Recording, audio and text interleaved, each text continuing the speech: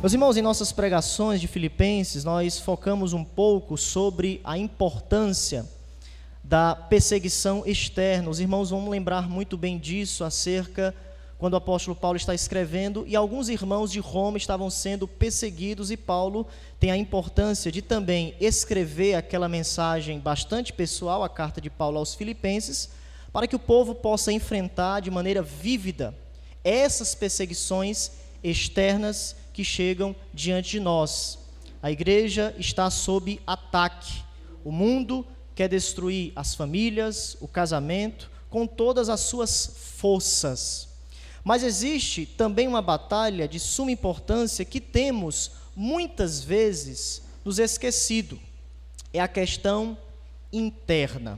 Raramente enquadramos o nosso coração sobre os problemas que enfrentamos nas questões internas, as perseguições internas que muitas vezes a nossa falta de fidelidade causa diante de nós, as consequências, os problemas que estão atrelados a essas questões internas diante do povo de Deus, que muitas vezes confrontam muitas famílias e também a cultura onde nós vivemos. E quando nós observamos essas questões internas, é muito parecido com o que vemos aqui no capítulo 2, versículo 1, até o capítulo 3, poderíamos colocar no versículo 3, quando nós iremos observar que parte da nossa angústia vem por conta da nossa desobediência. A angústia da desobediência ou os fracassos por conta dos nossos pecados é algo que nós precisamos pensar, porque muitas vezes estamos como esses irmãos aqui de Juízes, entramos em um padrão, um ciclo de desobediência, de quebra de aliança, e o resultado é a nossa falta de amor a Deus em primeiro lugar, em segundo lugar, o amor ao próximo, mas também em terceiro lugar nós temos a missão, ou a nossa missão sendo enfraquecida, a evangelização. Então eu acredito que todos esses fatores estão ligados justamente a nós observarmos essa questão interna do nosso coração, como nós estamos diante do Senhor. E quando a gente esquadrinha o nosso coração e observamos a nossa conduta diante de Deus, diante do próximo e diante do mundo, olhando para as Escrituras, olhando para o livro de Juízes, nós vamos observar que falta poder de Deus para a vida da igreja. Falta a vida do Espírito, falta o impacto da percepção da glória de Deus em nós. E infelizmente tudo que vem sobre nós são os fracassos da vida cristã. Quando nós não estamos na plenitude do Espírito, quando nós não estamos vivendo a direção do Espírito, nós começamos a ter um discipulado descompromissado, uma leitura parcial das Escrituras, um casamento parcial, um discipulado parcial, uma vida com Deus, uma comunhão com o Senhor de maneira parcial. Porém, como o livro de Juízes é Deus no caos, o personagem central é Deus, é a sua graça. É exatamente isso que nós iremos começar a averiguar nessa noite no capítulo 2. Deus falando e nos dando um diagnóstico. O capítulo 2 é Deus agora nos mostrando a realidade dos nossos problemas, dos nossos fracassos. E graças a Deus, sempre foi assim. Deus sempre tomou a iniciativa de buscar o seu povo. Desde a criação, nós começamos a enxergar isso. Quando Gênesis capítulo 3, versículo 9, nos afirma que depois do pecado de Adão e Eva, eles se esconderam de Deus. Eles fugiram da presença de Deus, eles estavam na parcialidade, em fracassos, diante da ordem de Deus para a vida deles. Mas Deus, no capítulo 3 de Gênesis, versículo 9, o Senhor chamou a Adão e disse-lhe: onde estás? O próprio Deus buscando Adão, indo até Adão, mostrando a sua iniciativa, derramando a sua graça, perscrutando, diagnosticando o nosso coração diante de perguntas retóricas, que essas perguntas devem confrontar o nosso coração. Essa pergunta, Adão, onde estás? é muito parecida com Juízes capítulo 2, versículo 2. O que é isso que vocês fizeram diante da minha aliança, diante das minhas ordens? Meus irmãos, o que nós temos aqui nesses versículos do capítulo 2 é a interpretação de Deus, o diagnóstico dos nossos fracassos. As tribos fracassaram e agora no capítulo 2, Deus entra em cena.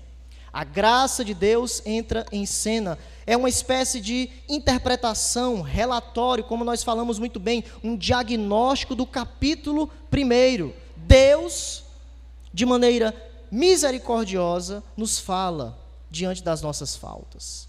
Deus não nos abandona diante dos nossos fracassos, mas sempre a graça de Deus vai até nós, fala até nós, pela sua graça, para que possamos consertar a nossa vida, entrarmos na comunhão e no projeto de Deus que Ele tem para cada um de nós. E 3 coisas nós podemos aqui colocar, dividir esse texto dos versículos 1 ao 5, 3 coisas. O primeiro, no versículo 1, até a parte A, quando nos afirma: subiu o anjo do Senhor de Gilgal a Boquim e disse. Nós temos aqui, e será a nossa concentração nessa noite, o movimento de Deus. Eu denominaria essa mensagem o movimento de Deus. Há um movimento de Deus aqui nesse texto, de suma importância, que nós precisamos observar diante de todo o contexto do livro de Juízes e também com o livro de Josué. Segunda coisa, continuando os versículos, até o versículo 3, nós temos a fala de Deus, a interpretação do anjo do Senhor.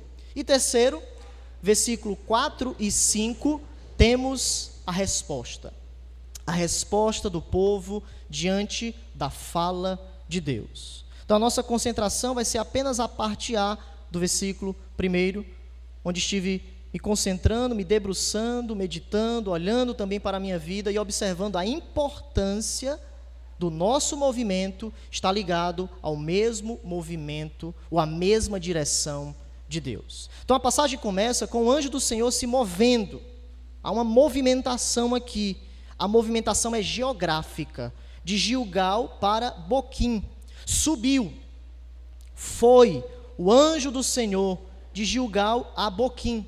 Então veja que primeiro nós temos aqui o título anjo, indicando o quê? Um personagem, trazendo uma mensagem para o povo de Deus. A palavra anjo significa mensageiro.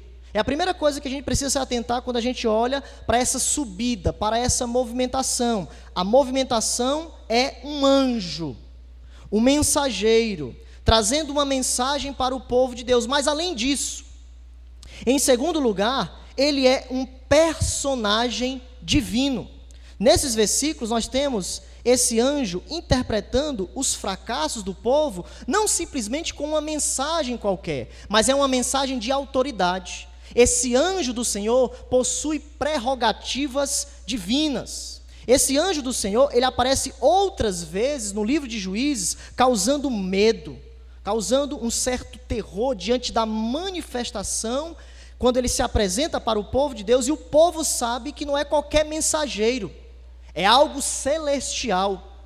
Veja, por exemplo, o capítulo 6 de Juízes, quando nós temos a narrativa de Gideão. Ele foi um herói na tribo de Manassés. Ele terminou com a opressão da sua tribo pelos midianitas. No capítulo 6, o versículo 11 e 12, a palavra do anjo do Senhor, esse anjo que está aparecendo, esse mensageiro, não qualquer mensageiro, mas um mensageiro divino, ele descreve com precisão o que é que Gideão será.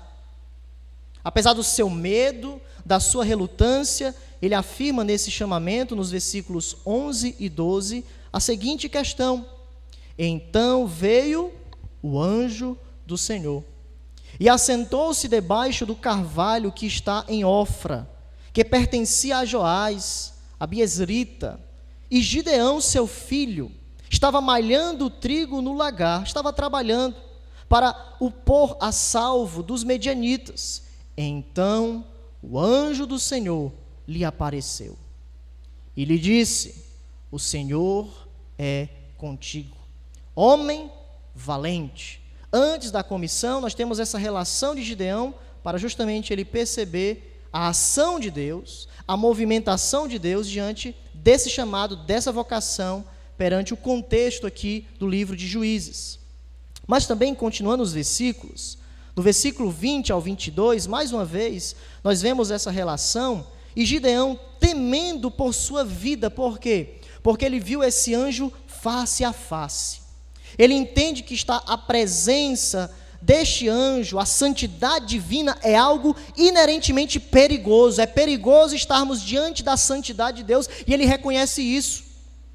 Versículo 20, perceba: porém, o anjo de Deus lhe disse: toma a carne e os bolos asmos, põe-nos sobre esta penha e derrama-lhes por cima o caldo. E assim o fez. Veja, ele está obedecendo todo esse processo.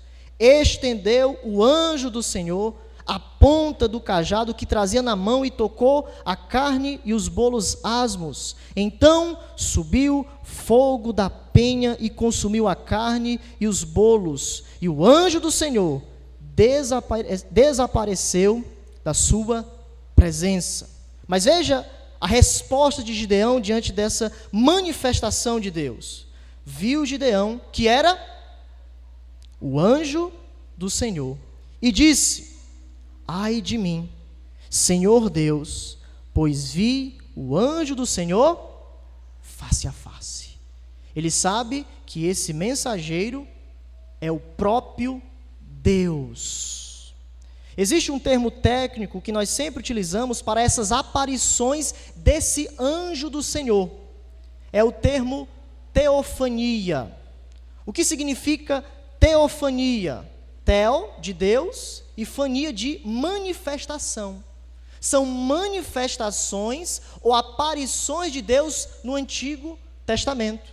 Então nós temos várias manifestações, várias aparições visíveis de Deus no Antigo Testamento, como um exemplo muito conhecido, a coluna de nuvem durante o dia e a coluna de fogo durante a noite que guiava, direcionava o povo, e o povo entendia que aquilo era a glória de Deus, era a manifestação de Deus. Mas quando nós nos atentamos para esse texto, eu acredito particularmente, alguns acreditam da mesma forma da minha percepção, que aqui nós não temos apenas uma teofania, nós temos aqui uma cristofania.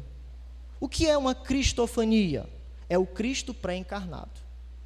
Então muitos acreditam que no Antigo Testamento, esse anjo do Senhor era o próprio Cristo pré-encarnado. Porque o texto nos diz, perceba, quando você olha para o texto, há uma distinção de pessoas. É o anjo do Senhor. É o anjo que vem do próprio Deus. Ele é representante de Deus. Ele fala como o próprio Senhor. E diante dessa fala, nesse texto, nós temos um movimento, e aqui eu gostaria que os irmãos se atentassem, que parece ser simples, quando ele sobe de Gilgal para Boquim. Parece que é uma simples geografia, mas o texto fala que o anjo do Senhor, ele subiu para uma direção. Qual foi a direção? Boquim, que significa choro. Então, se os irmãos se atentarem para o versículo 5, já é uma indicação de que não foi apenas uma subida qualquer. Houve uma subida, um diagnóstico, um movimento de Deus que quer trazer um impacto muito importante para o povo. Aliás, o capítulo 1 e o capítulo 2 aqui, de toda essa geografia, nada é puramente simples, no sentido de apenas letras. Como eu já disse para vocês, eu dei essa indicação, essa importância. Os irmãos, ao lerem os capítulos, os versículos, muitas vezes devem estar atentos às palavras repetidas, porque são sinais, é como se fosse um mapa do que o autor quer nos dizer. Então veja que no capítulo 1, nós temos essa mesma expressão sendo repetida. Olha só como é algo interessante aqui, o que o autor quer nos trazer sobre esse diagnóstico. Os irmãos podem até grifar nas suas Bíblias, porque a mesma palavra que aparece no capítulo 2, versículo 1, é a mesma palavra que aparece em vários versículos no capítulo 1, como por exemplo, o capítulo 1, na parte B, quando no finalzinho nos fala, quem dentre nós primeiro, o que é que o texto diz? Quem dentre nós primeiro subirá. A palavra subiu. Aos cananeus para pelejar contra. Veja o versículo 2. Respondeu o Senhor: Judá subirá. Versículo 3, no finalzinho, quando eles estão pelejando contra os cananeus, e também eu, o que é que o texto diz? Subirei contigo a tua que te caiu por sorte. Versículo 4, qual é a primeira palavra que aparece? Subiu Judá e o Senhor lhe entregou. Versículo 16, olha a palavrinha mais uma vez sendo colocada: os filhos do Queneu, sogro de Moisés, subiram. E o versículo 22, qual é a primeira palavra? Subiu também a casa de José contra Betel. Então, o ponto, quando a gente lê o capítulo 2, é que à medida que o povo estava subindo para conquistar a terra de Canaã, que houve um sucesso inicial, estava gerando uma expectativa à medida que o povo estava subindo, avançando, conquistando. Mas depois, o que foi que ocorreu? Fracasso. Eles estavam subindo e na medida que eles estavam conquistando, do meio para o fim, e foi a pregação passada, eles começaram a diminuir as forças. Eles não confiaram totalmente na mensagem de Deus. E a prova disso, mais uma vez, a importância da geografia ou das palavras que o texto coloca, nós temos 7 vezes a palavra não expulsou. Olhe para o texto. Versículo 27. Manassés não. Vamos lá, pessoal. Manassés não expulsou os habitantes de Bet-Seã. Versículo 28, lá no finalzinho. Os cananeus a trabalhos forçados não os expulsou. Versículo 29, Efraim não expulsou. Versículo 30, Zebulon não expulsou. Versículo 31, Assé não expulsou. 32, da mesma forma, porquanto os não expulsaram. E o versículo 33, Naftali não expulsou os habitantes de Bet-Seme. Então, muitas vezes quando a gente lê essas geografias, até as genealogias, parece que é um tédio. Para que ler isso? Qual é a importância disso? Mas aqui a gente observa que não é um tédio geográfico, mas é uma pena, ou uma caneta teológica assertiva do autor inspirado pelo Espírito Santo. É como se o pregador aqui estivesse martelando a importância da mensagem de Deus para nós. E quando ele começa o capítulo 2, qual é a primeira palavra que ele começa? Subiu, para fazer o contraste. Já que o povo estava nessa grande expectativa, Deus agora está subindo para dar o veredito. Deus agora está se movimentando para colocar o povo de Deus diante do seu tribunal. E a pergunta que nós devemos fazer é justamente essa: qual é a expectativa da mensagem de Deus para nós? Deus subiu, Deus está se movimentando. Agora tudo deve ser visto e avaliado pelas lentes de Deus. Esse é o ponto do texto. É isso que nós devemos estar atentos. O povo no capítulo 1 subiu, fracassou. Agora Deus vai entrar em cena. Tudo deve ser avaliado agora com a subida de Deus. Vocês esqueçam. Agora se concentrem na minha subida, na minha movimentação. Então, nós não temos algo aqui puramente geográfico. Eu denominaria geografia teológica. É uma geografia que nós aprendemos diante de todo esse processo. E já que o anjo do Senhor subiu para Boquim, de Gilgal para Boquim, nós precisamos perguntar: o que é Gilgal para o povo de Deus? Por que ele faz esse movimento de Gilgal para Boquim? Primeiro, foi o lugar onde temos o primeiro acampamento quando o povo de Deus estava prestes a cruzar o rio Jordão. Se os irmãos voltarem lá para Josué, a leitura do nosso irmão Aldemir, nós temos essa importância, porque o autor quer justamente relembrar esse contraste. O povo de Deus precisa lembrar de onde Deus está saindo, qual é o seu movimento, para justamente contrastar diante das suas vidas. O que Gilgal representa e lembra para o povo de Deus? Foi lá onde Israel depositou 12 pedras de lembrança do Jordão para contar às gerações posteriores que o Senhor havia secado tanto o rio Jordão quanto o mar Vermelho. No versículo 19, só para a gente frisar mais uma vez, olha a palavra subiu, né? Olha só. Subiu, pois, do Jordão o povo no dia 10 do primeiro mês e acamparam-se em Gilgal. Não esqueça que a arca do Senhor, a presença de Deus está nesse lugar. Eles acamparam, e quando eles acamparam, nós temos justamente a mensagem de Deus, essas 12 pedras, todo esse processo, essa simbologia do significado nesse dia, nesse local, da presença de Deus, de toda a lembrança de que Deus estava prestes a secar o rio Jordão. Eles iriam passar com os pés enxutos.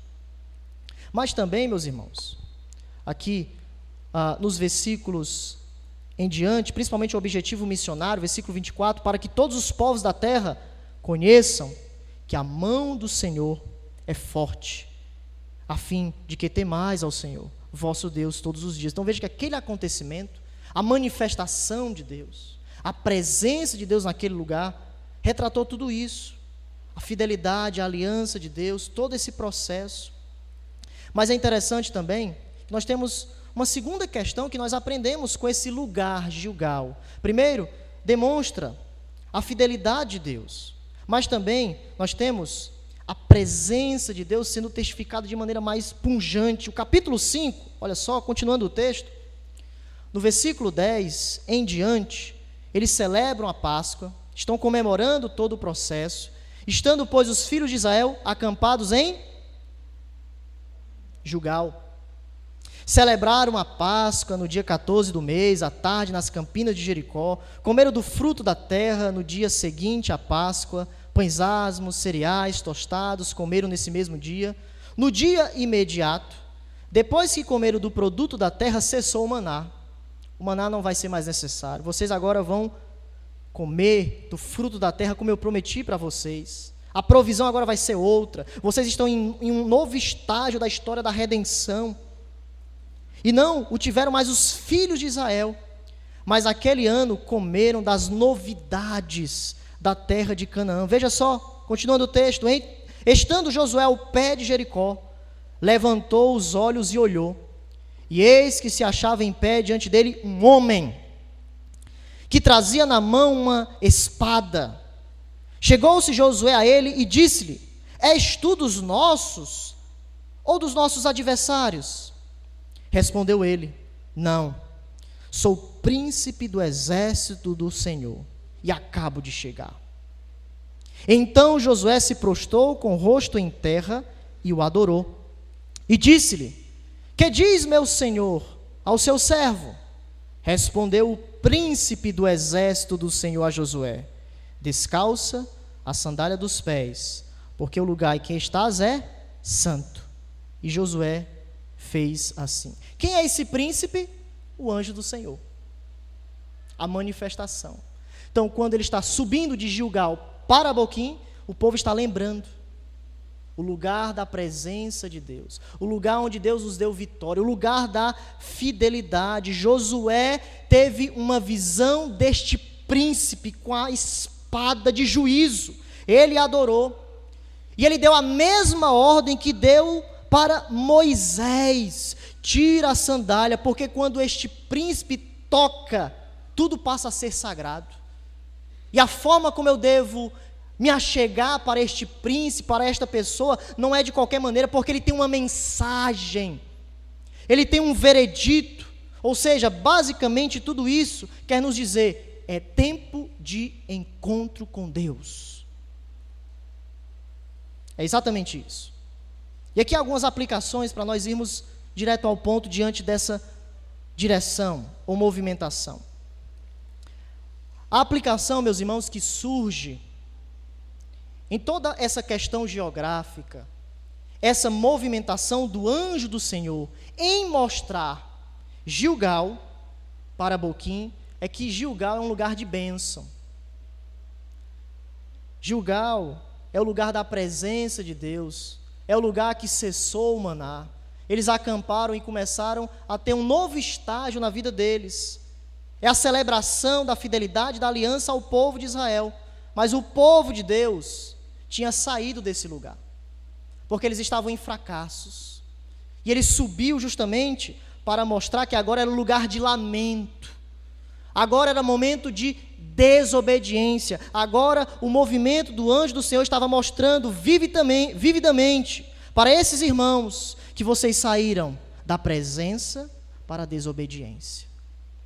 Vocês estão em um movimento ou em uma direção totalmente contrária à presença de Deus. Vocês não estão na mesma direção, no mesmo movimento. Ou seja, nós temos aqui a importância da nossa vida, da nossa direção, da nossa movimentação geográfica, para onde nós estamos indo, está conectado à mesma direção de Deus. Está de acordo com a presença de Deus. Por quê? Porque se entrarmos em uma movimentação ou em um caminho diferente daqueles que Deus tem para nós, o resultado não será bênção. O resultado será choro, lamento, boquim, é maldição, por causa da desobediência, que é isso que Deus vai falar no versículo 3. Vocês não se atentaram para a aliança que eu fiz com vocês desde o Egito. Os meus mandamentos. Vocês não derribaram os altares. Vocês fizeram acordos com essas pessoas dessa terra. Vocês não expulsaram. Por isso vocês estão fracassando. Vocês se esqueceram da presença de Deus. Mas eu estou subindo. Estou me movimentando para vocês lembrarem, contrastarem a vida de vocês para com a minha direção. Para que o coração de vocês entrem no mesmo processo do comprometimento da aliança de Deus. O interessante é que, vendo os textos, a palavra de Deus, que mais à frente, se os irmãos olharem para Juízes capítulo 2, versículo 1, nós temos o Egito sendo colocado. O povo de Deus saiu do Egito pela presença de Deus. E quem ajudou o povo de Deus a sair do Egito, quando eles estavam observando toda essa movimentação, o livro de Êxodo sendo colocado perante eles, houve um mensageiro divino que ajudou eles em todo esse processo. Êxodo capítulo 3, veja só. Diante dessa aplicação, nós temos aqui, diante desse anjo, dessa subida, o movimento ou a transformação do caráter.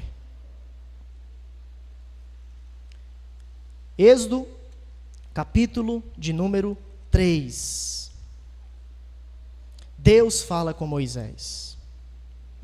Ele estava apacentando o rebanho do seu sogro, 40 anos aqui no deserto, e depois disso chegou o dia, o momento da aparição de Deus para ele diante de uma sarça ardente que não se consumia, e Moisés olhou e ele ficou impressionado com isso. E o versículo 2 enfatiza justamente isso: apareceu-lhe o anjo do Senhor numa chama de fogo. Veja, mais uma vez, a aparição de Deus, ou uma teofania, ou uma cristofania, mas é o próprio Deus. A ênfase disso é a própria tradução que coloca anjo, a palavra aqui, A maiúsculo, para enfatizar isso. Não é qualquer mensageiro, é o próprio Deus, é uma manifestação de Deus, numa chama de fogo, no meio de uma sarça. Moisés olhou e eis que a sarça ardia no fogo e não se consumia. Então disse consigo mesmo: irei para lá e verei essa grande maravilha, porque a sarça não se queima. Veja, os termos intercambiáveis, veja só, no versículo 2 é o anjo do Senhor, no versículo 4 já é o próprio Deus, é um mensageiro divino. Então, vendo o Senhor, que ele se voltava para ver, Deus, do meio da sarça, o chamou e disse: Moisés, Moisés. Ele respondeu: eis-me aqui. Deus continuou: não te chegues para cá, tire as sandálias dos pés, porque o lugar em que estás é terra santa.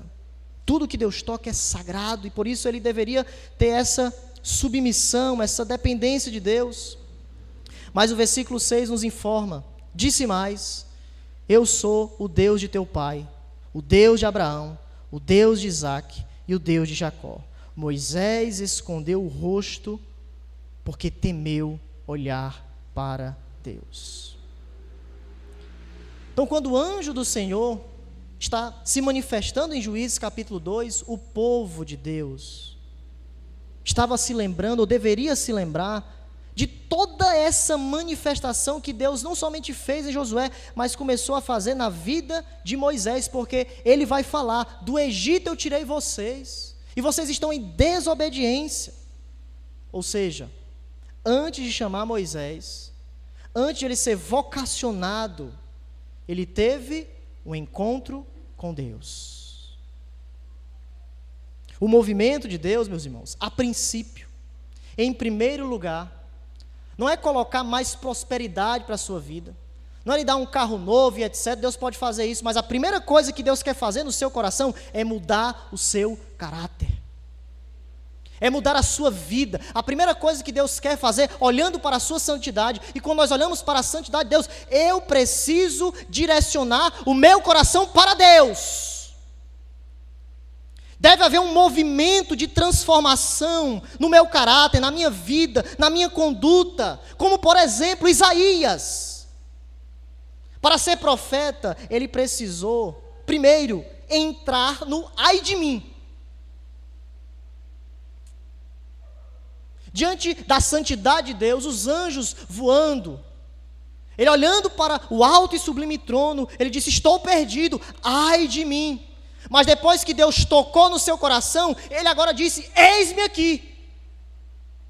Ou seja, Deus primeiro deve fazer o processo do ai de mim. Ai de mim, estou perdido. O anjo do Senhor está dando o diagnóstico: eu estou em pecado. Eu preciso consertar a minha vida, para depois você dizer: eis-me aqui. É o movimento do caráter, da transformação, porque a santidade, a glória de Deus, deve adentrar em nossa vida de maneira redentora. Não esqueça isso. Não simplesmente ficarmos com medo de Deus, a santidade de Deus está se revelando, mas ao mesmo tempo nos consertarmos diante da santidade que está sendo revelada. A santidade precisa ser vista com óculos de redenção. Porque se somente olharmos para a santidade por si mesma, estamos perdidos. Ai de mim, iremos perecer. Mas quando o nosso coração, a nossa vida é transformada por Cristo, nós passamos a ter um contato com Deus pessoal. Uma transformação de fato, de a santidade ter vida, ter cor, de maneira redentiva. A mudança do caminho, da movimentação do caráter. Na sarça ardente, Deus revela a si próprio, suas promessas, seus propósitos. E em nossa relação com Deus, a primeira coisa que Deus quer fazer em nossa vida, meus irmãos, é mudar a nossa vida. É mudar o nosso caráter. O povo, no livro de Juízes, estava fracassando, mas através de toda aquela ação, daquela movimentação, da presença, da fidelidade, do êxodo, no livro ali, naquele momento, eles precisavam lembrar de quem Deus era. De quem Deus era. A gente não deve ler a Bíblia para saber o que eu devo fazer. A gente deve ler a Bíblia em primeiro lugar para saber o que Deus quer de nós. É através do conhecimento de Deus que nós teremos uma vida prática, correta perante ao Senhor. Então, antes de procurar o que eu tenho que fazer, primeiro procure o que Deus é. Quem é Deus?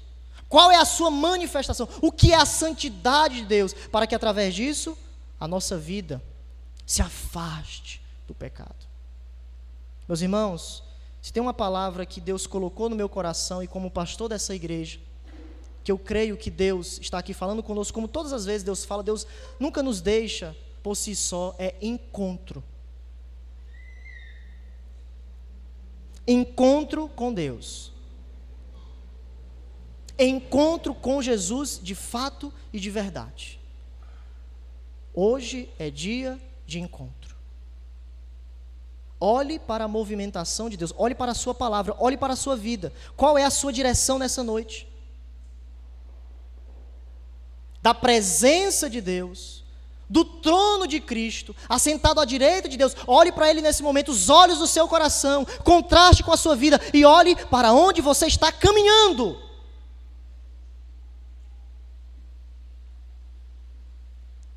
O movimento do caráter, o movimento da transformação das nossas vidas. Mas também, olha só esse anjo do Senhor, no livro de Êxodo, capítulo 14, nós temos agora o movimento da proteção. Capítulo 14, versículo de número 19.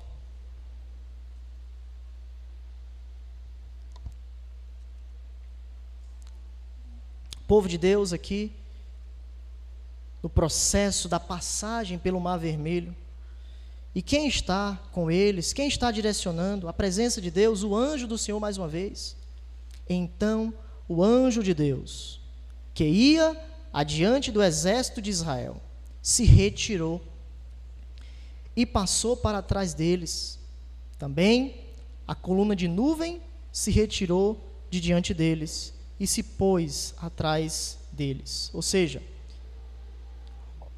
a coluna de nuvem, o fogo, o anjo, passaram da vanguarda para a retaguarda, da posição de guia, de direção, para a posição de proteção.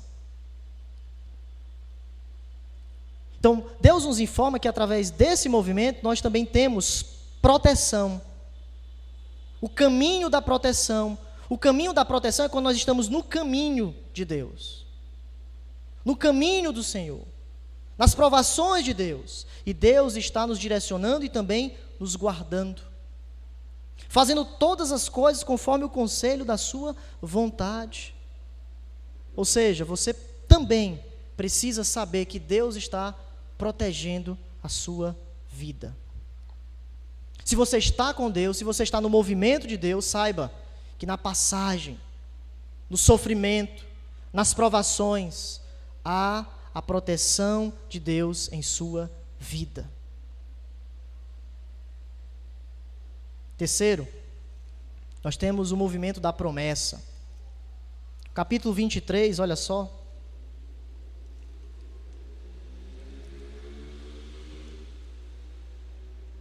Capítulo 23, os versículos 20 ao 23, mais uma vez, esse fator interessante, Deus promete a posse da terra. Então tudo isso está ligado aqui, a revelação progressiva, a história da redenção sendo colocada diante de nós, é como um fio, que a gente vai ligando as pontas e vai entendendo a progressividade da revelação de Deus. Versículo 20, até o versículo de número 23. Eis que eu envio um anjo adiante de ti, para que te guarde pelo caminho e te leve ao lugar que tenho preparado. Guarda-te diante dele e ouve a sua voz, e não te rebeles contra ele. O que é que o povo estava fazendo? Se rebelou contra a voz de Deus, contra a aliança. Porque não perdoará a vossa transgressão, pois nele está o meu nome. Mas, se diligentemente lhe ouvires a voz e fizeres tudo o que eu disser, então serei inimigo dos teus inimigos e adversário dos teus adversários. Porque o meu anjo irá diante de ti, e te levará aos amorreus, aos heteus, aos ferezeus, aos cananeus, aos heveus e aos jebuseus, e eu os destruireis. A promessa de Deus. Vocês devem ouvir a minha voz atentamente, o meu mensageiro, porque se vocês não ouvirem a sua voz, ao invés de eu estarem com vocês, eu estarei contra vocês. que no capítulo 2 ele vai dizer: os seus inimigos agora são armadilhas, laços. Meus irmãos, tudo isso, capítulo 2, todos esses textos, é para ressaltar nessa noite que o anjo do Senhor está subindo, está se movimentando, ele está caminhando. E a pergunta que ele faz, diante da expectativa já dessa subida, diante de tantas coisas que nós fazemos, as nossas direções, é o encontro. Precisamos nos encontrar com Deus. Precisamos estar com Deus. E a nossa vida precisa, acima de tudo, se encontrar com Jesus. Se você nos visita nessa noite e não é crente, eu falo para você que Jesus é o caminho, a verdade e a vida. Ninguém vem ao Pai a não ser por Ele. Para nos encontrarmos com Deus, o Criador dos céus e da terra, só existe um único caminho. Uma única movimentação que você deve fazer: se encontrar com Jesus, se arrepender dos seus pecados e você será salvo. A nossa vida precisa estar com Jesus, em comunhão com Jesus, se encontrando com Jesus, a nossa Betel, face a face com Deus. A lembrança do que temos recebido, ouvido, deve preparar, meus irmãos, para todas essas advertências. Deus está se movimentando à medida que passa. E a nossa vida precisa, da mesma forma, estar em conexão com Ele, para que possamos ouvir a voz de Deus de maneira atenta, solene em nosso coração. Então, na próxima pregação, esse é o pressuposto para que a gente possa entender a nossa desobediência. Há um diagnóstico e a presença de Deus chegando, para que a gente escute a voz de Deus de maneira atenta, avassaladora e maravilhosa. Que Deus assim abençoe a nossa vida.